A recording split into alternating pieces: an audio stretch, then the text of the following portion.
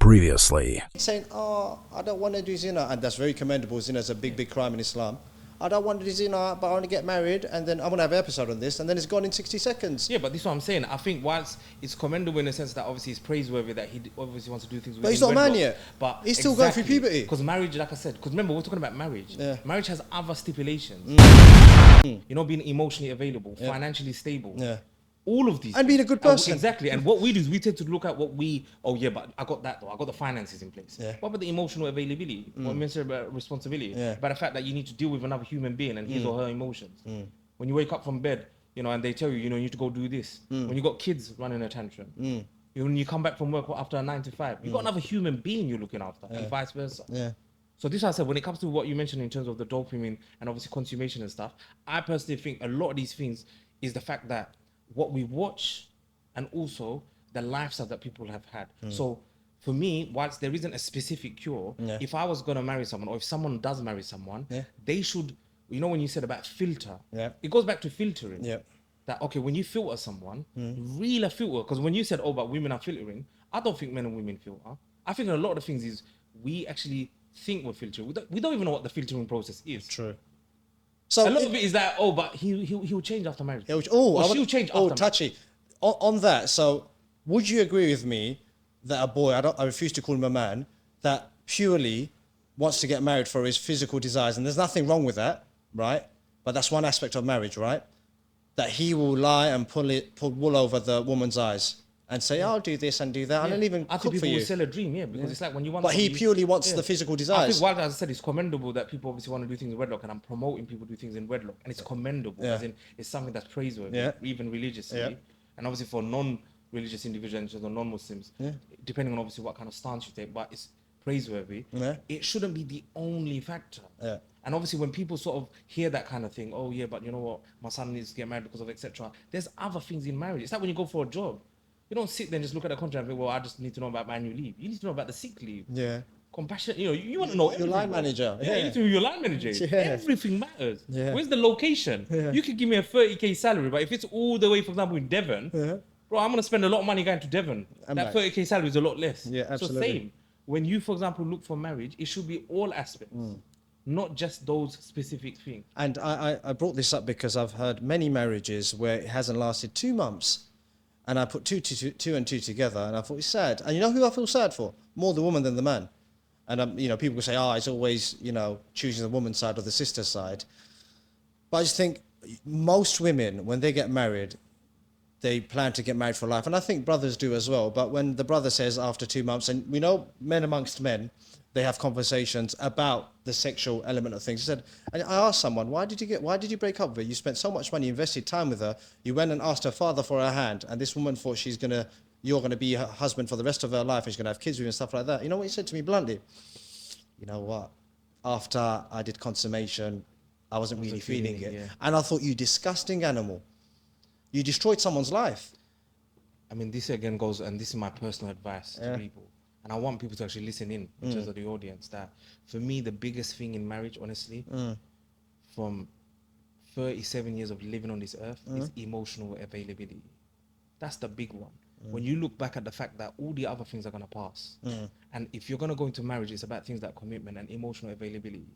If I could turn back the clock, just in life in general, I would rectify just who I was and how I am in terms of how I behave and conduct myself.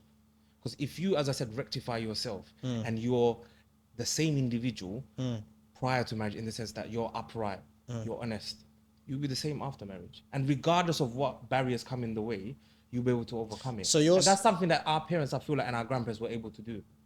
But they were not as dynamic as us. Just quickly, I think you're making a very pivotal point there. Both for men and women, make sure you do your due diligence. And that fallacy or myth that, oh, he's going to change or she's going to change after marriage, I don't think it doesn't work. No, it doesn't work. It's a psychological sickness It's like, look, you got habits. Yeah. Be honest, like right now, for example, let's say you had a habit where you leave the towel in the bathroom, like, just there. Yeah. It don't change in a day. Yeah. Like, for example, if you didn't change for your mum, Yeah. and you've been living in your mum's house for 20 years, Yeah. you think a lady's gonna come into your house Impossible. and change it Maybe overnight? for 2 days. And you think that man's changing his? No, he's not. No. No. That's why I said people should look into these kind of things. And again, me personally, when people look for marriage, look for what's practical to you. Yeah, you're reading books, you're going to an East London Masjid course for a 1-day fit course in, marriage. Great, amazing, bro. It's not a 1-day thing, bro. People studied years around the fiqh of marriage. You're going to a 1-day bumper course. Marriage is a big lifetime commitment. When you go for a job, you take a long life job, bro, you look at everything, bro. Yeah. Marriage is bigger than that. Yeah, marriage is way bigger than that. Back to old habits die hard. So let's look about perverts. And I want your take on this, actually. I think men, unless you lower your gaze, you're always looking at women 24/7. If an attractive woman walks by you, some people are such pervs that a woman could be covered up head to toe with a niqab on, she's still getting perved on. There's others that perv on women that are scantily clad, and I'm sure sisters find it very offensive when their husbands are with them and they're still perving on other women. And they said, and some of their response may be, he didn't used to perv, or he perved before, but I wasn't married to him, now I'm married to him. Talk to me about that. I think, like I said, again, I'm not going to be here scolding men or women. Yeah. It's one of those things that every single man and woman sitting, even the people that are listening, by the way, everyone's got skeletons in their closet, struggling with certain things. Whether it's a man or a woman, by the way, individuals look at the opposite gender from both genders. Both genders, in a sense, women can be looking at men just as much. Yep. So whilst we might sit there and be like, but men do it, if you work in the field of mental health, women are doing it as much. And if you contact organizations, as I mentioned before, things like My Tezkiya, where they support people around addictions, in terms of porn addictions, etc., they don't just get referrals for just boys. Women as well. Women as well. And it's because, like I said, it goes back to my origin comment of Allah created people in a certain way, and the opposite gender attracts us. Yeah. So if we want to really cure it, we have to cure it within ourselves, Rather than expecting someone else to come and cure the problem. So my problem is this: the problem here is, if a guy's a perv and he's always looking, his eyes are everywhere, right? And this sister thinks, after marriage, obviously he's going to have me. He's not going to fix it. I'm telling you straight, he's not going to fix it. That's what I wanted to get at. 100% he's not going to fix it. So he's going to perv after marriage as well? Yeah, he's not going to fix it. Because like I said, what you're doing is it's like a volcano. You just made it dormant. It's going to explode soon, bro. Look at your own lives, or the people listening in. Yeah. It's like people like, if you don't want to stop music for yourself, or if you don't want to stop such and such, you're not going to stop it for someone else. Bro, people do not stop for other people. And even if they did, look at this. Even if they did, what if that person leaves your life? Yeah, it's true. You're going to go back to your, like I said, habits. Yeah. That's why you have to stop for yourself. That's why I said about accountability. When I was mentioning things around accountability, what I'm trying to say is men and women ourselves, rather than having general, we should be taking accountability. If I want to stop something, I should stop it for myself. I don't make it dependent on others. That, because of so-and-so, I'm going to stop. Yes, things can help. Yeah. I'm not, again, saying marriage doesn't help. Of course it will help. But it's not the sole thing that will stop. For example, if someone's looking at the opposite gender, it's something you have to stop within yourself. And first you have to acknowledge that it's something that you want to stop. Because some people don't want to stop, by the way. While we're sitting here talking about it, and you're like, but I know brothers that got married and, etc., their wife is saying such and such. Bro, they don't want to stop. It's because people are speaking about it to them. They feel the need to talk about it, and they're like, maybe I should stop. But they haven't even recognized it's a sickness. But they don't actually want to stop. So first, it's about re-educating the mind that, this is not something people should be doing. Yeah. So it goes back to moral values. Because people could say they have moral values, but they have to actually believe it and want to act on it. So it's about, as I said, taking personal responsibility of that, okay, what can I do to stop the sickness? And I'm going to always go back to the original point I made, is that individuals prior to marriage and even post-marriage should always work on themselves. Now, this is the most controversial topic, and I think it's a existential crisis within all communities. And unfortunately, it's definitely within the Muslim communities as well. And I'm depressed to say this, that you have both brothers and sisters that are married that are cheating, and it's prolific now. Can you shed some light on that, please? think, like I said, it's one of those things that individuals are committing. It happens across all communities. Yep. Muslim or non-Muslim alike, Yep. whether it's men or women. But it was lesser in our communities before now, surely. It might have been, but this I said, I don't go into things like stats. Sure. One is enough. One person of us doing it is enough. And again, for me, I'm trying to give counsel to individuals where I'm like, you know what? If we want to stop it, it's not going to stop just because we're married. Because we can look at all these things of it happening in terms of why it's happening. But it doesn't curing the issue. It's about, as I said, self-reflection of understanding that if we're going to get married, these are the things we have to acknowledge prior to marriage. That am I ready to commit to one individual? Am I ready to commit? But he may. So let's look at men, because you're a man, right? If there was a sister, they'll ask him about women or sisters. In your, and you quickly dispelled the thing that you're not an expert. I think you have a right to be called an expert. You've been doing it for 10 years, and you've helped so many people reconcile their differences and stay in a marriage. I think the position I come from is from that. I try not to scold the individual when they already know what the problem is. It's like when a guy comes to me and says, I've done such and such. I've slept with so-and-so, I don't know, my wife's best friend. Or a woman says something. Scolding him or her is not going to support it. My thing is this. So when a brother gets married, and I'm talking about men here, I'm not bashing men here. If you're a sister, I'll be asking you about sisters. So when a man gets married to his wife, I'm sure 99.9% of the time, they get married to her and only her exclusively. That's the woman of their life. Fast forward 5 or 10 years into marriage with kids, and men do cheat. Yeah, it's undeniable. They do cheat. I'm sure there's some that have come to you and confessed to you that they cheat.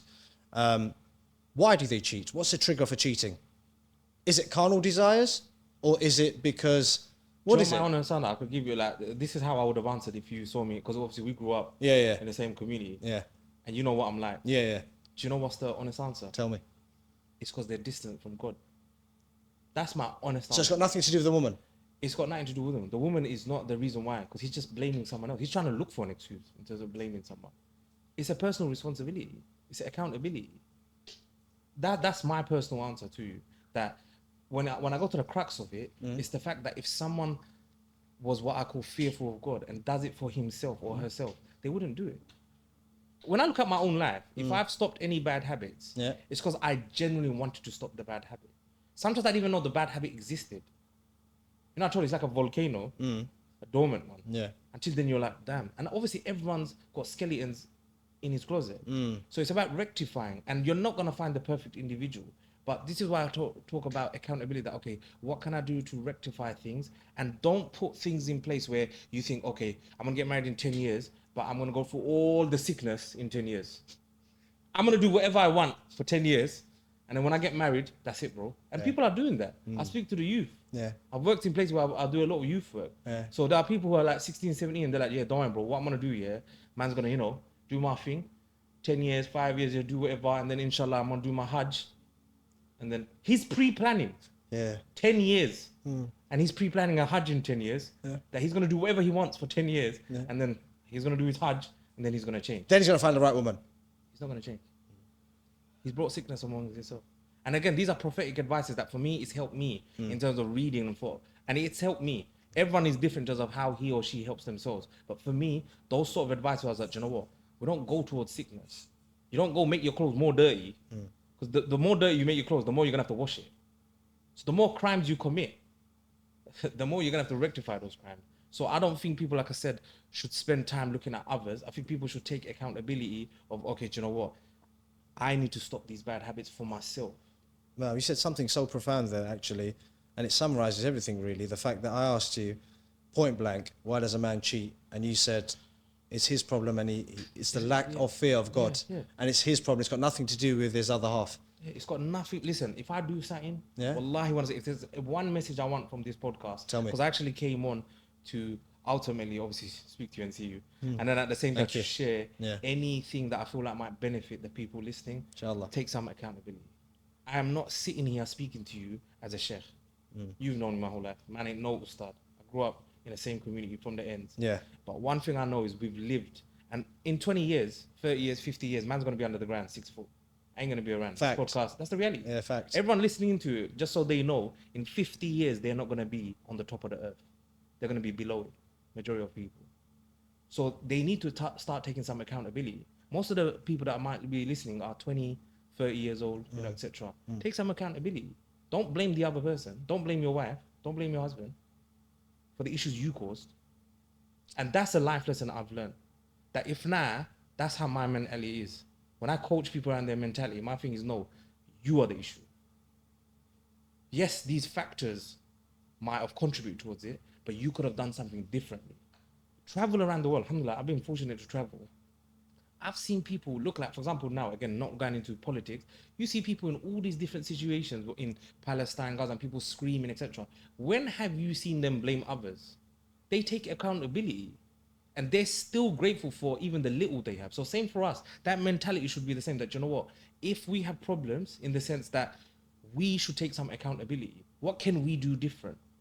When I look at other people and say, oh, but she caused it, I responded and swore at her because of her. That shows you I'm not a man. That means she's in control of me. It's that now, if at the end of the look, if I'm someone that does not swear, I wouldn't swear regardless. It's that now, for example, I don't have anything towards alcohol. In the sense, it doesn't even appeal to me.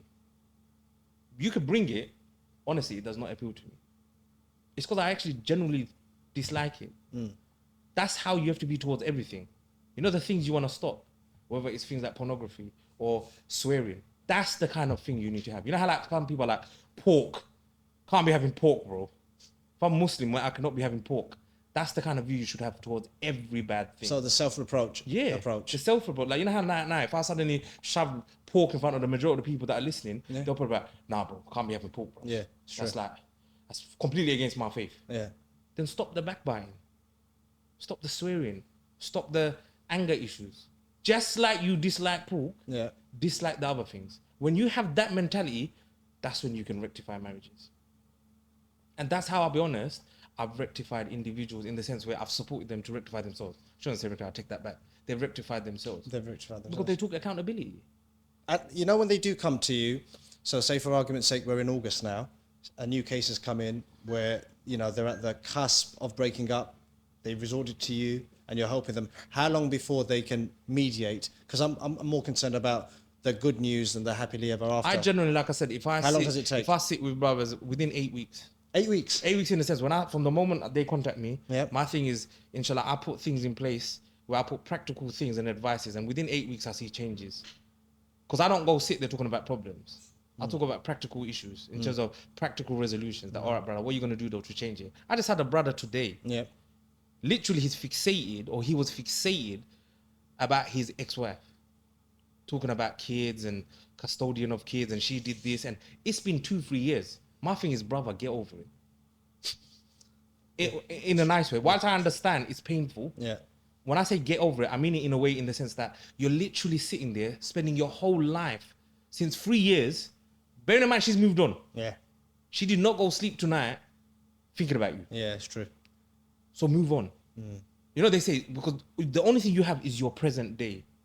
So move on in the sense, your mentality needs to be, you know what, but why am I blaming so-and-so? I am only responsible for my response. If someone, for example, like I said, if you swear at me, I don't need to respond to you. I could just walk off. Or I could just ignore it.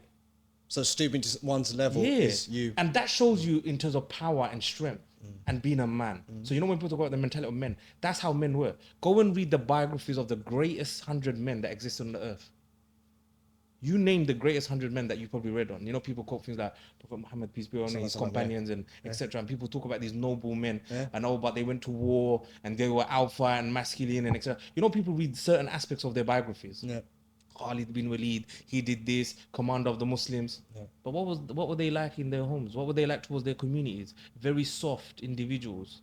You know, they say there's an appropriate time to be soft as well. And that's what it is. They were people who managed their anger in appropriate places. They don't go out on the street and just be like, oh yeah, someone swear at me, I need to bust his face.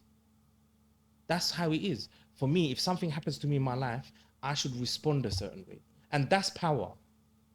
That is power. And applying that to a couple, for argument's sake. So you're saying 8 weeks, they come and see you, they're at crisis point, within 8 weeks. Generally, I'm not saying it's a miracle work. I'm not like dash thing on their head and within 8 weeks. In the sense, from the moment I generally speak to them, because I tend to... So do you work with both of them or just the brother? generally I get brothers because I feel like as you mentioned, Yeah. females are best in position to obviously talk about females. Advice, yeah. Because obviously they know best their mentality and Yeah. how they operate, Yeah. etc. Yeah. I'm not gonna sit there and say I'm an expert. But in on terms of women. feedback, so you work with this brother for 8 weeks. Yeah, generally within 8 weeks from the moment I generally speak to them. So if a brother contacts me today, I will generally go visit the brother. And then with me, I've seen that rather than just speaking to them on the phone, visiting them, they call it face-to-face contact, Yeah. and really finding out what's going on. After 8 weeks of me regularly being in touch with them, I've seen that some of the advices that I tend to put in place, depending, because obviously it's individual based, I've seen a lot of things can change as long as they follow those advices. Because these are the same advices that I myself tried implementing in my life, and I've seen the changes about certain things. Because as I said to you, I didn't come to you as a sheikh. No. I came to you as, what you call man to man, an average Abdullah to, mashallah, Sheikh Oli, obviously, but an average Abdullah coming to another individual. It's not a sheikh speaking to individuals right now on the podcast. Now, this is, I have a question for you, and I'm sure the audience will ask, what are the common themes of a man after marriage in his mindset? What are the common things the issues rather? I'm more concerned about the issues. So sisters can be educated, young boys can be educated, and men can say, you know what, I actually can empathize with that. What are the common issues that they have after marriage and they come to you about? And it can include them complaining about their wives. I think the common issues that men tend to complain about, that people speak to them about, is the fact that financial issues, the stress. Sometimes, like I said, I'm not scolding women saying they haven't done that or they don't support their men or their husbands, but that's what they complain about, financial strain.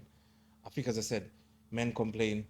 Well, men don't really complain a lot in the sense because they don't even talk about their issues. I have to find out what's going on. And what have you found out?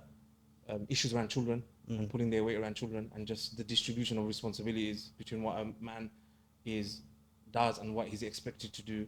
So a man works from 9 to 5. And this, I said, it goes back to the dynamics of agreeing how they should want the marriage prior to marriage, because they didn't discuss it. When they come and talk to me about the problems, they caused it upon themselves. Or they're like, oh, but my wife, she doesn't do this or she doesn't do that. She don't dress up and etc. Some of it, as I said, are things they didn't even discuss. When I actually sit with them, I'm like, but did you discuss it? Did you tell them EastEnders is important? I'm not saying that is an issue, but they don't even discuss these things. What people tend to discuss are, oh, but what's your favorite color? As if that is going to stipulate the success of the marriage. No. And this is what I said about whatever problems they discuss individual based, a lot of it is finance based. You know what you said about living situation? A lot of the brothers, they complain and be like, oh, my mom, missus ain't happy, man. She ain't happy with the finances, bro. They don't say with those words, but them kind of things obviously lead to a strain in the marriage. Or, as I said, things like infidelity. That's obviously the big one. Addictions, drugs, smoking, alcohol, betting and stuff like that. And how big of a problem is that amongst men? I think it's big. I think a lot of the individuals I spoke to, there'll be an addiction in place. So they've got some sort of addiction. Some sort of addiction. And do they come to you on their own volition, or is the wife saying, this is it, if you don't go and get some help now? Sometimes the women might refer, or organizations I sort of work alongside, they'll refer individuals where they're like, okay, this brother has an addiction or etc. And obviously then I'll sit with the brothers. I think they feel comfortable talking to me. Yeah. Because they see it as obviously similar age, from the same background. Yeah. He's not going to give me a sheikh fatwa of what's haram. The brother already knows it's haram. Yeah. Before I even speak to him, and let's say he says to me he's got an alcohol addiction, he knows it's haram. I don't need to tell him it's haram. Yeah. My thing is what caused him to do that. And then, like I said, when I sit with the brother, you discover so many aspects of things that are linked to his childhood, all sorts. Why he does it. And it's been something he's been doing for years, or to block off certain things. He feels like he can't even talk to his missus.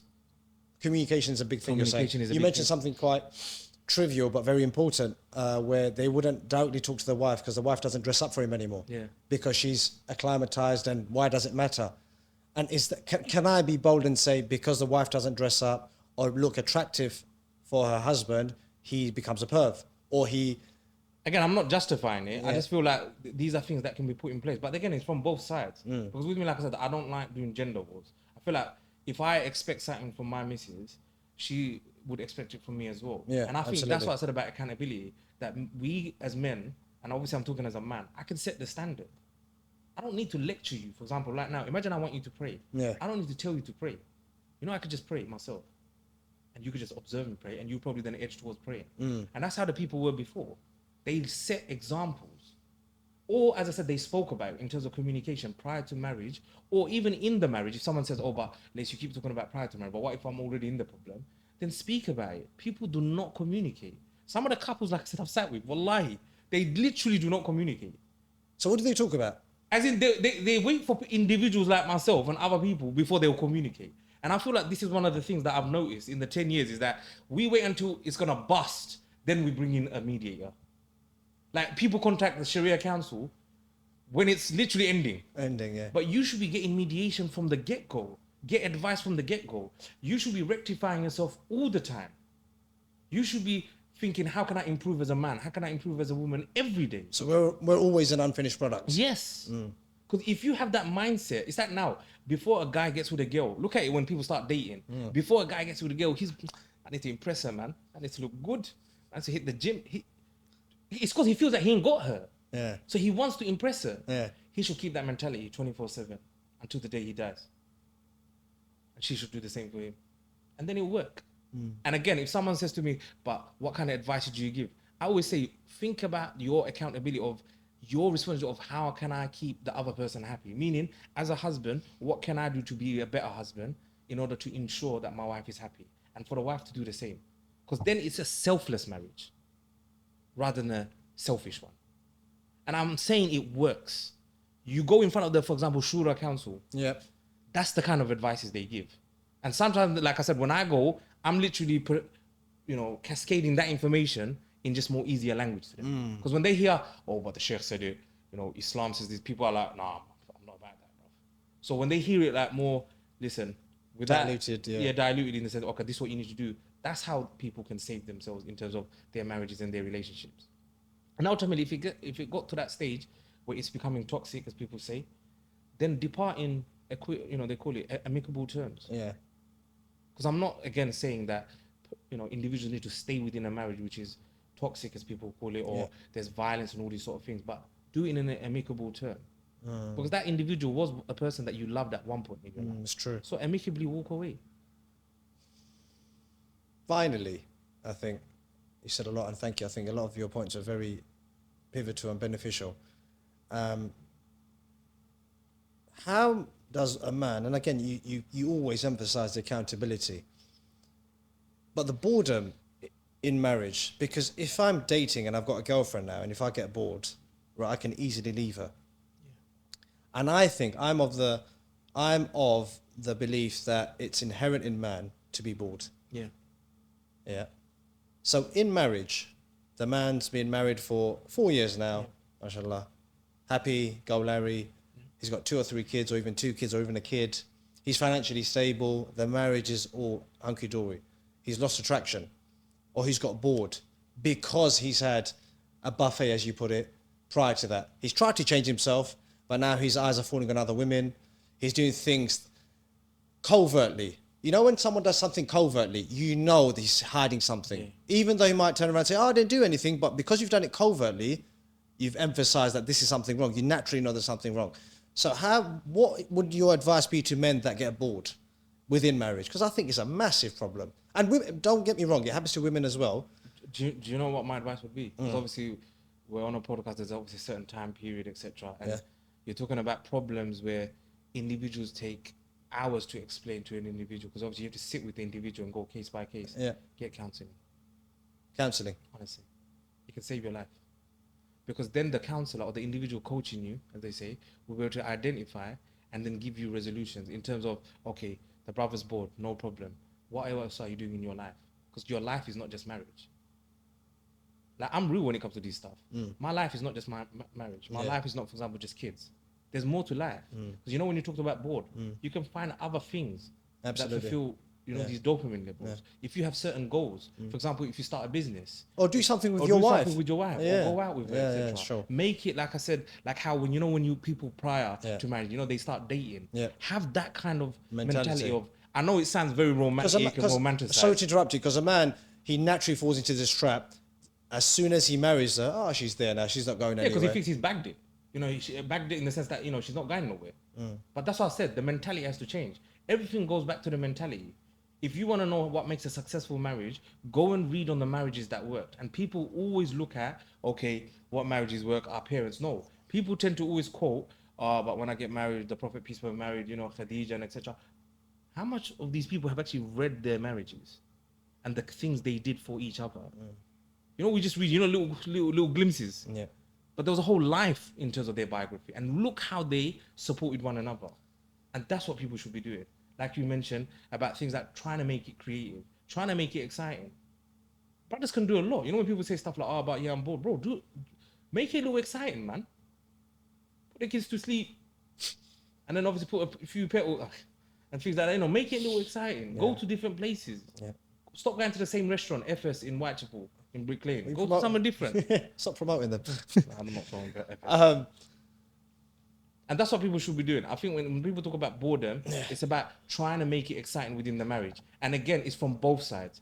It's about discussing it. It goes back to discussion. I think if a couples, when it comes to mediation, what the mediator is doing is first trying to get them to talk. And as I said, I've sat in front of couples where they're literally not talking.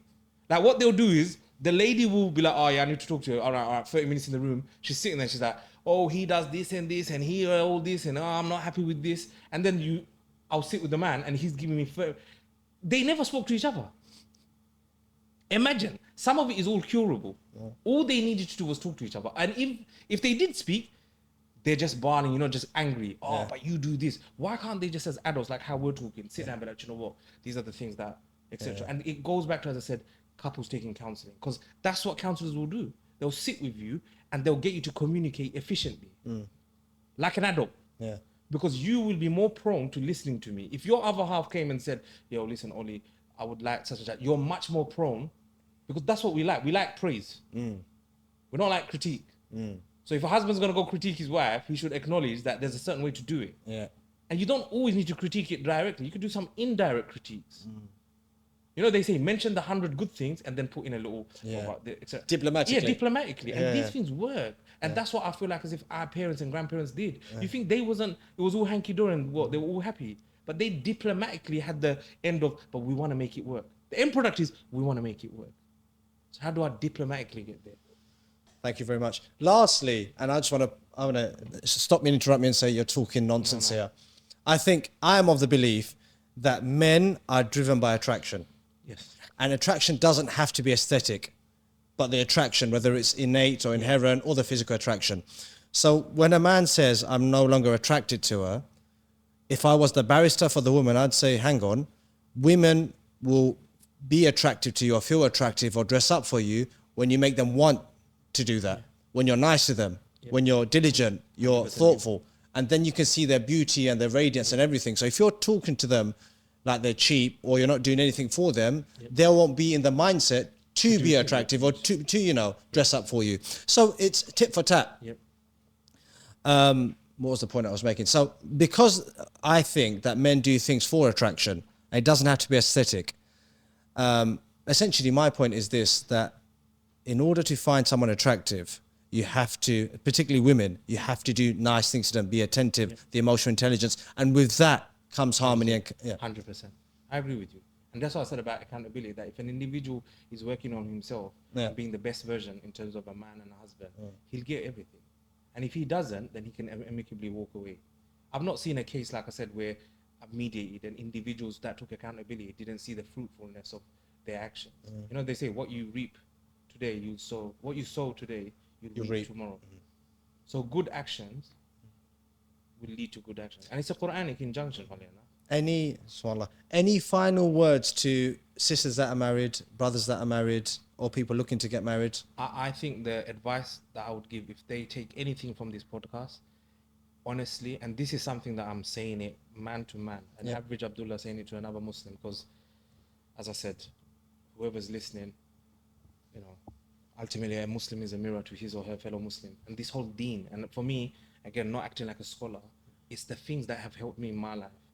They have a principle, you know, a prophetic tradition, ad-deenun nasiha, meaning this deen or this religion is a religion of counsel, you know, to give good advice to one another. My only advice for the individual is, prior to marriage, read on it and really think why you're getting married and work on yourself.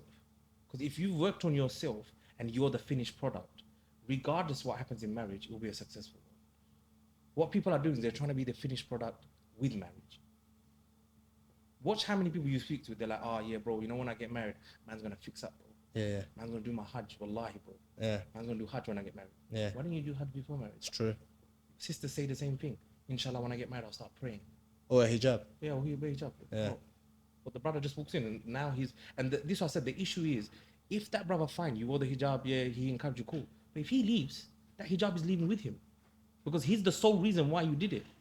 If you did it for yourself, or for God as they say, Yeah. then you'll do it regardless. That's true. It's like, I give the example, if you don't want to eat pork, and I know the majority of people listening to this are going to be like, oh, I can't stand pork. Yeah. I always hear Muslims saying, you know what, I cannot stand pork. Yeah. Good. That's how you should view all the other vices. Like, I'm not going to do it regardless. You can bring it, shove it in my face, salt it up with pepper, whatever. I'm not going to eat it. That's how every vice should be. That, you know what, I ain't going to do it regardless. If people act like that, you'll be successful. And as I said, when they choose a marriage, know why you're doing it. You know, there has to be, it can't be just for one specific reason that, oh, you know what, and don't believe what we call romanticized movies. I think a lot of us, like I said, prior to marriage or even during marriage, we have these very romanticized utopias. You know, they call it films, Bollywood. You know how I said, Yeah, like you Bollywood, see it, yeah. you know, you see it where the couple are getting together and then they go towards the sunset, but no one talks about after. And if you want real advice, speak to your parents. Go sit with your grandparents. Man, sit with your aunties, man, and uncles. Get some life experience. Don't just go to some 1, 2, 3 hour bumper course and think you know about marriage. Go and speak to some human being. You know, they say socialize, mix with a few people, Yeah. and then learn through life experience. Yeah. That would be mad. And just from an Islamic perspective, if you know what istikhara is, do istikhara. Thank you very much for your time and your apologies for speaking so much. No. I brought you on here to speak and give your wordly advice. May Allah bless you for helping our community. May Allah preserve you and enhance you. And if anyone does need help, pragmatic help with marriage, or you have problems within your marriage, Brother Lacey's Instagram handle is going to come up. Reach out to him. He'll be more than happy to help you. The reason I did this episode is divorce is a necessary tool, but only to be used at the very last resort. So inshallah, if you are going through troubles in your marriage, you can reconcile between yourselves, because we'd rather have married couples with kids than broken marriages. Now, it does happen, and I'm not shunning that or anything like that, but do your very most to sort out the situation, because inevitably it does get messy. I hope both Muslim and non-Muslim viewers alike have benefited from this episode. You've somehow understood the mindset of man within marriage, and hopefully you've benefited. Please comment. I thank again Brother Lace for coming on. If you do need his assistance and advice, he has a counselling service. His Instagram handle is on the show. Reach out to him and I'll be more than happy to help. The next episode will perhaps get a sister on to talk about the mindset of sisters within marriage, and then hopefully we can reconcile things and we can communicate and become a stronger community, or communities rather. Thank you for watching, and I'll see you again. Bye bye.